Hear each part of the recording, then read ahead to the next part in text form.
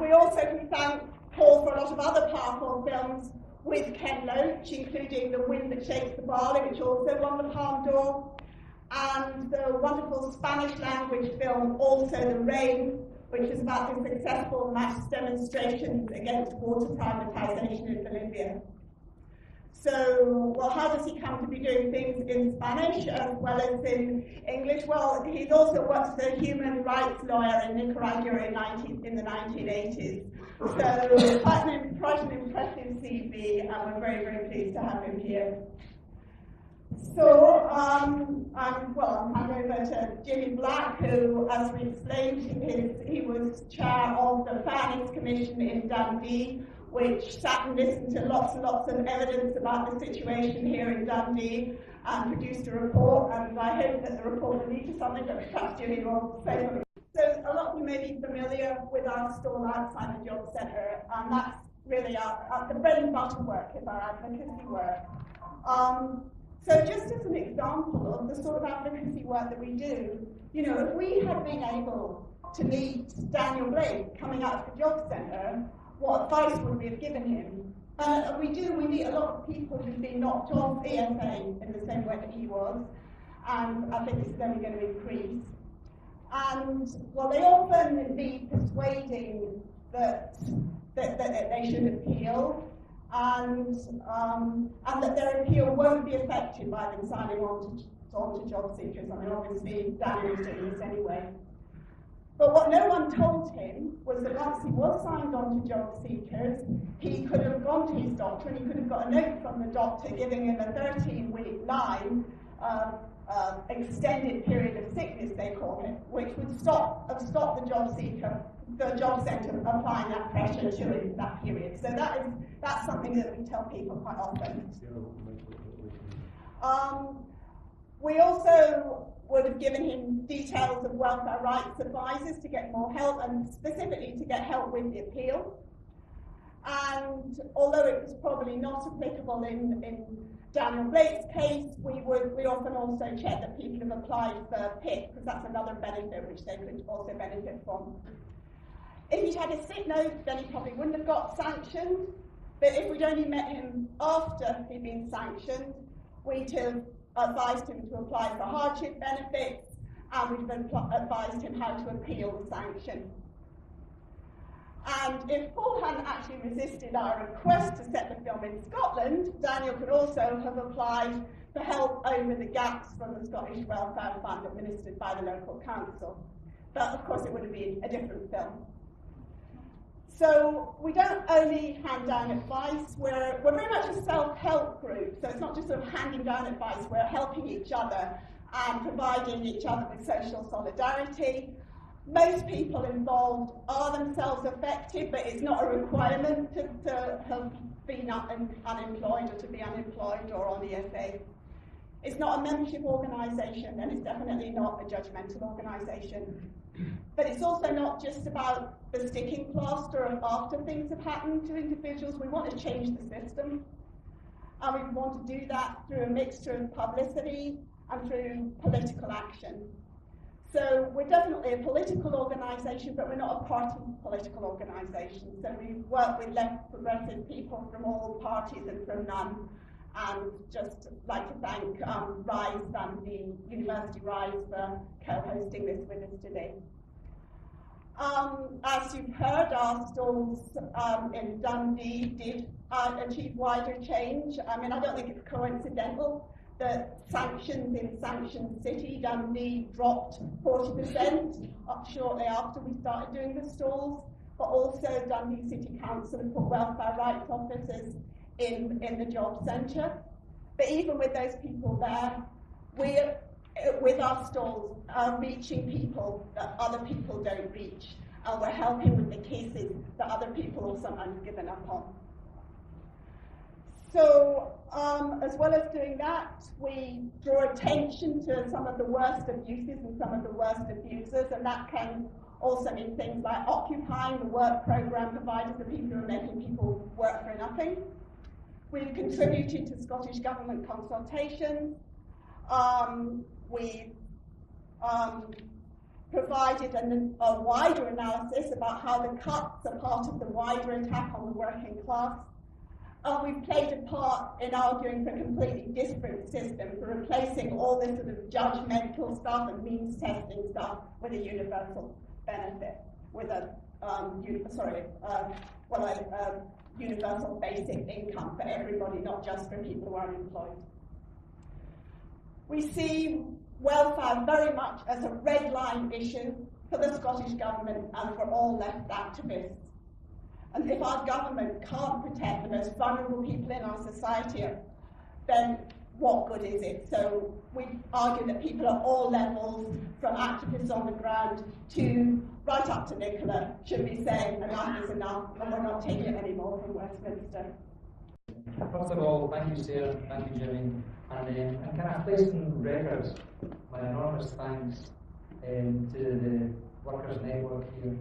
In the course of research for this film, I travelled all over the country, in Scotland, and in England, but I had an absolutely memorable day here, and I learned a great deal. And some of the people I met that day outside the Law Office, with Tony Cox and all your colleagues from the network, still resonate in my mind. I can still hear their stories, some remarkable stories.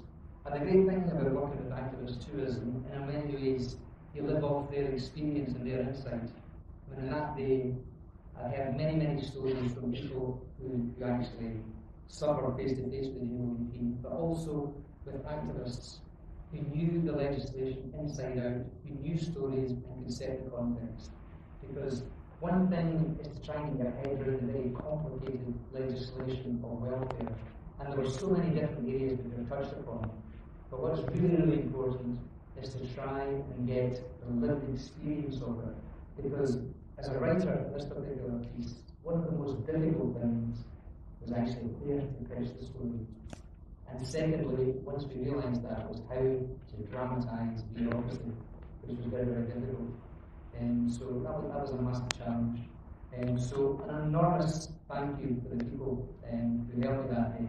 And I genuinely, did learn so much. So it's a great pleasure to be here. Perhaps I should just mention I suppose what attracted us to this story in the first place, and I suppose Ken Roach, who I've worked with now for about 20 years, we're in very close contact. And I suppose the most difficult question that you must confront when you're starting a story is what story to tell. Because you can't change the news immediately, because people say, why don't you do a story about this, or why don't you do a story about that? But by the time you actually research it, understand it, write it, raise the money for it, find the locations, do it, shoot it, edit it, get it out and find space in the cinema, it can be an awful long time. So you've got to find something, which you hope will resonate when it comes out.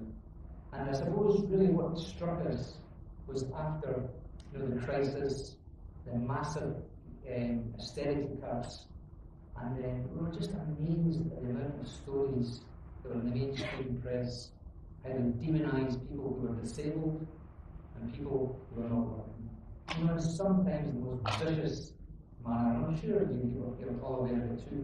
But it became very interesting talking to people who were living with it. I spoke to some wonderful people who work with disabled groups, and they told us that academic studies have shown that disabled groups have suffered 6 times more from the cuts proportionally than any other portion of the population. That is absolutely remarkable and absolutely shameful. And I came across this wonderful little statement from a civil servant who talked about low-lying fruit, the easy targets, the easy ones to cut. And of course, what got us across too was this, there was an amazing study I came across too, which really resonated with me for a long time. And it was a YouGov poll, and the average person who discovered thought that up to 25% of the welfare budget was claimed fraudulently. The reality is it's something like 0.5% or thereabouts, and many welfare benefits are unclaimed. So that was a massive distortion of reality on a grand scale, and that is no accident. The grand narrative was to punish people and to say it is your fault. So what we did was we decided, well, let's look at this more closely. And we actually started this project of, I went with Ken Roach to Dundee in his hometown. And Ken has followed me around the world stories from Nicaragua to Los Angeles and to several times to Glasgow. So we thought with this one, we'll go to his hometown. He has he supports a charity there and works with them. And we met a lot of kids who were, it was a project to help people who were threatened with homelessness. And it was remarkable to speak to young people there who were 0-hour contracts.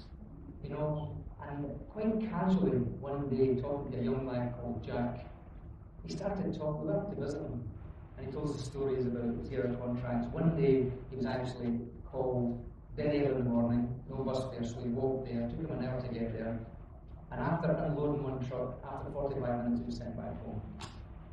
That was his day's work, and he didn't know when his next day's work was. And in the course of that conversation, we started talking about hunger. And we said, well, how long?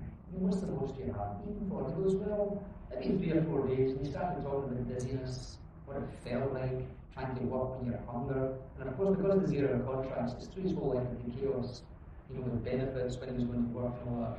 And it was just something so raw about his life that it was absolutely remarkable. And I said, Jack, would you mind if I had a squint in your fridge?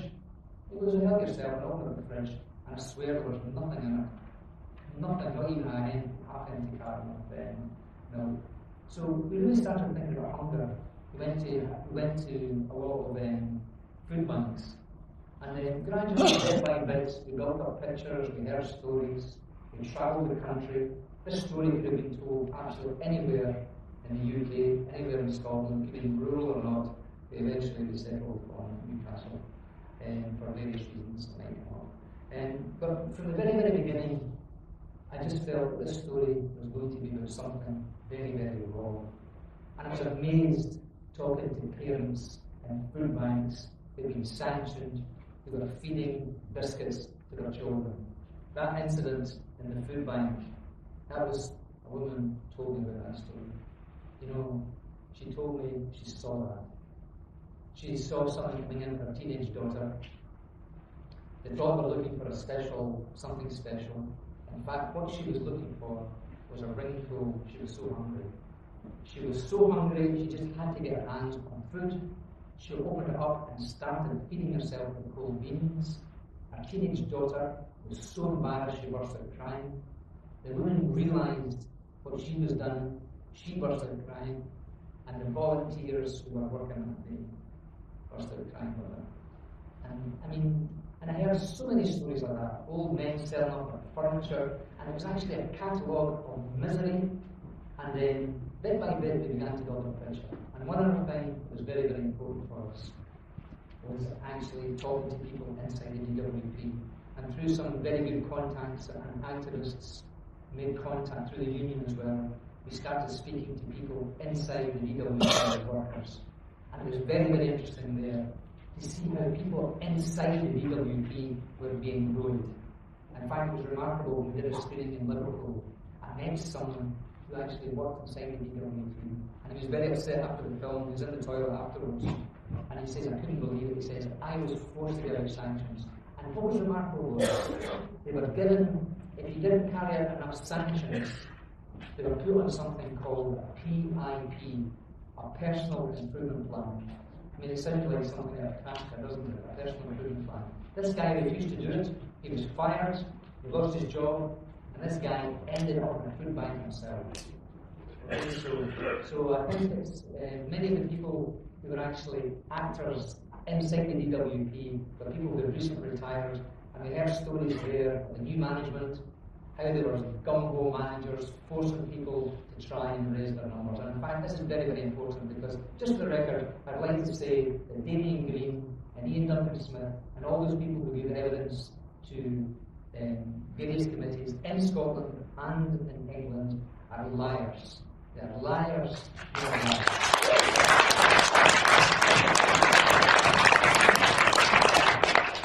They hide specious turns of phrase, and I was shown by someone inside the DWP a printout of his name and his fellow colleagues, the number of sanctions they carried out that month, and a covering letter from an area manager who said that only the top 3 had carried out enough sanctions, and if they hadn't done it, they would be put on a personal improvement plan.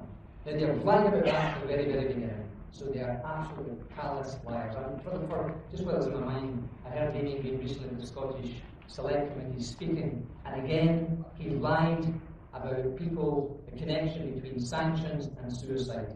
Because the coroner in England has carried an investigation, I've forgotten the name just now, but that information was passed to them and they denied any contact with them. And he said, how dare these people make a tragedy and politicise a suicide.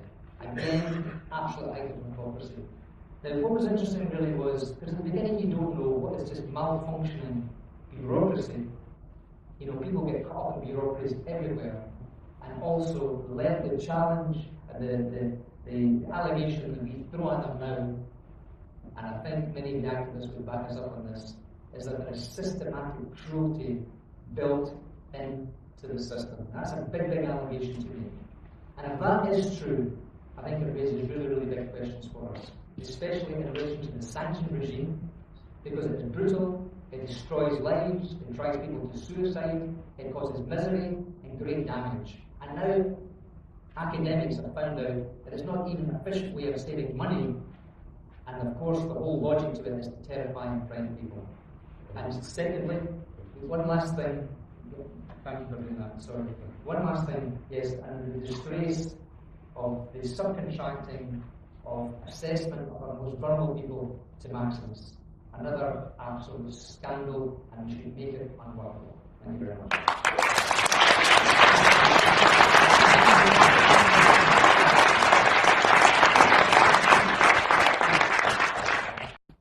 You said at the beginning that hypothetically, if Daniel comes to a stall outside the job centre, you'd advise him to get sick note for 13 weeks, I think you said. So would that wash with the DWP? Would they take notice of that, or would their own medical people override it? I've heard quite a lot of stories about what we saw there. You know, the DWP disregarded the medical advice. They may not hold back completely. They could still try and say, oh, well, you can do bits of this and bits of that, but they should take the pressure off to quite a big extent, and particularly if it's saying, you know, you're not fit to work at the minute, so particularly the applying for jobs bit, but they could still put bits of pressure on you, but not as much. Can I just give you one example? I mean, I'm sure what is the law and what they should practice. I'll give you an example of just a case I got from Dr. Stephen Carty, who advised the Black Triangle looking at the health people with mental health issues. But this is an actual case. It's showing the records. This was a man who was dying of cancer. He had 3 other major health issues as well as the cancer, and he was deemed fit for work. He failed the assessment. The doctor had sent all the reports to them so they knew. And one day he collapsed in his home, and he fell, smashed his head, topped his head, and the neighbours called an ambulance. As they were getting him into the ambulance, he came to, realised what he was doing, that he refused to get into the ambulance because he was sitting on the next day. And he died about, if I remember correctly, about 5 or 6 months later. So that older man, dying in absolute misery, spent his last years in terror of having his benefits cut and being thrown out of his house. So one thing is what perhaps the letter of the law says, and another thing is practice as lived in by people like that. I'm just wondering, I'm going through the system myself just now, and I'm on the set, but I'm wondering why, because I've got 6 pounds for 3 months, I'm still having to go into the job centre right now and look for work basically. I'm wondering if you could tell me anything about that. I can't tell you.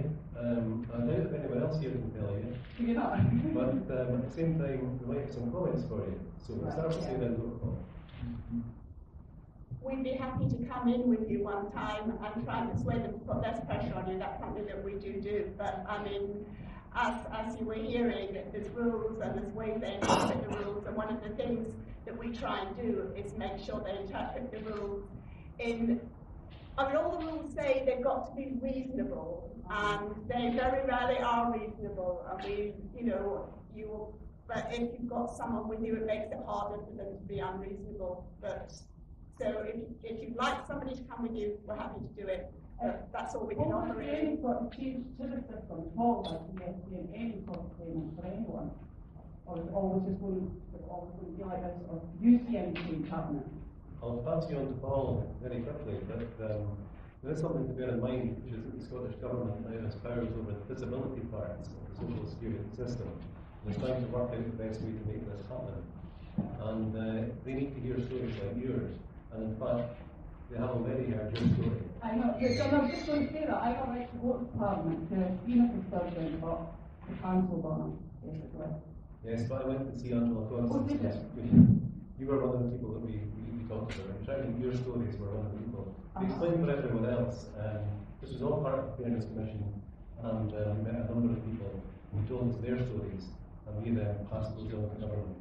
And the new disability benefit system for Scotland is being shaped now.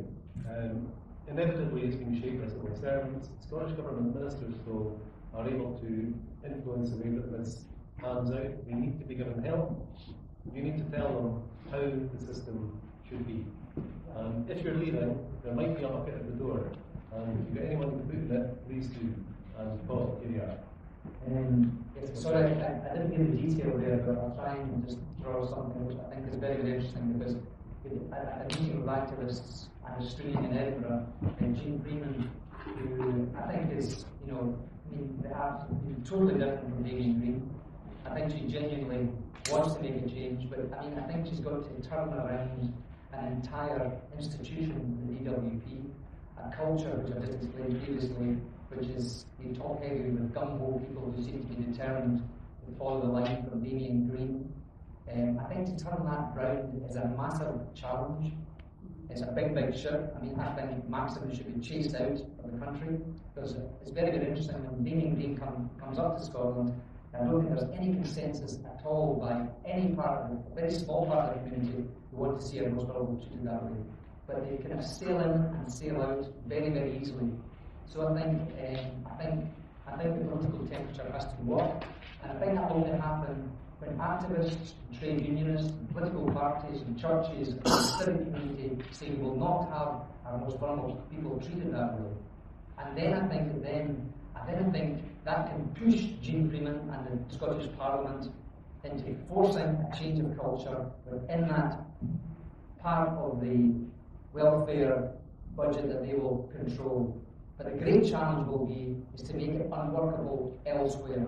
And I think the great problem that I think is faced, because I faced this when I came to look at it, it's so complex. There's so much rhetoric, there's so much bullshit written around it, there's so much lies about the grand narrative, and it takes a lot of untangling.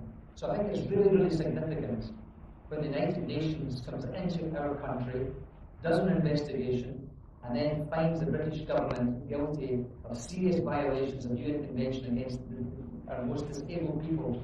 And there's a finding that way looking at the systematic abuse against some of our people who are disabled. And that is absolutely remarkable. So I think we have to raise it, and we have to push very, very hard to change the tone. Anyone in government is always tempted to do the same thing. And what we actually need is for people to remind the politicians, the people who represent them, to be bold. I'll not keep you very long at all. The SUWN, as Johnny was saying, we've got a few expenses with regards to this. Generally speaking, the way that we operate is we operate on a money-free basis. The way that we conceive the organisation, if you want to call it the network, is that we do not rely on money. Therefore, we do not have to apply to grants. Therefore, we don't have to pay anything. Therefore, we have no commitments to anybody. All our money really comes through collecting things or benefits that we actually organise. What we need the money for, in the main, is the data. That's our main resource. But also, the thing that powers us really is caffeine and righteous anger. And fortunately, we've got the counting house in Dundee, and the coffee's dead cheap, you know, so we can't keep going on very, very little money, but we do need money. We probably need a fighting fund to respond to emergencies. But we, you know, we are a self-help organisation. That's what we're all about. We're about citizen advocacy so that people do not rely on outsiders or professionals to tell them what their rights are. Our view is that if we can get the information out to as many people as possible, and those people know what their rights are, then the need for the welfare rights organisation is not so great. Also, the other point, and Sarah touched on it, we reach the parts that the other welfare rights organisations cannot reach, either because people will not engage with them or they cannot engage with them, for a vast variety of reasons. And some of the cases that we deal with are cases that, when they're actually handed on often to welfare rights, are actually becoming definitive cases that they're actually quoting in casebook law and that, because they're so complicated. I could tell you a couple of cases, but we're here at night. Now, the point being, we're after volunteers as well as money. That's more important to us. Boots on the ground is more important to us. Word on the street is more important to us. Getting the word out there is much more important to us than a direct debit or anything like that. We need people involved with us. We do not advertise, generally speaking, the stalls publicly, because the brew know we're coming along, and we're going along, and nothing ever happens. Sarah's making the point. The only brew anywhere in Scotland where there's actually a Connect team and a benefits advice agency is in Dundee. They've done it consciously in order to dry the well because of the support and the effect that we were actually having on their day-to-day operating. Our form of work, method of work works, and we are not an empire-building organisation. All we are is about the method of work. Anybody can do this work. All you need is 2 or 3 folk outside the brew.